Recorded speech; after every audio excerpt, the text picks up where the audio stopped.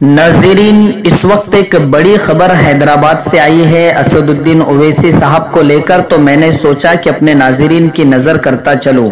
आपको बता दें कि नगर निगम के वहां चुनाव आए हुए हैं, बल्दियाती इलेक्शन होने हैं, जिसको लेकर भाजपा, एमआईएम, कांग्रेस, टीआरएस सारे ही प्रचार में जुटे हुए हैं। लेकिन भाजपा के एक लीडर ने यह बयान दे दिया था परसों के यहाँ रोहिंग्याई मुसलमान बसे हुए हैं और अगर हैदराबाद में बीजेपी आई तो रोहिंग्याई मुसलमानों को यहां से खाली कराएंगी। और उन्होंने कहा था, इल्जाम लगाया था कि तकरीबन 30,000 रोहिंग्याई मुसलमानों के यहाँ इलेक्शन कार्ड बन चुके हैं, जिसको लेकर असदुद्दीन ओवैसी साहब ने बहुत ही करारा जवाब भाजपा वालों को दिया है।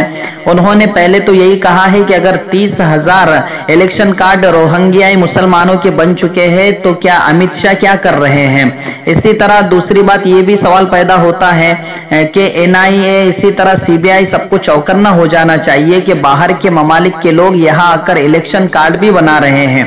असदुद्दीन ओवैसी साहब ने भाजपा को चैलेंज किया है कि अगर 24 तारीख की शाम तक, यानी आज शाम तक उनका चैलेंज था, लेकिन भाजपा उसको पूरा नहीं कर पाई है।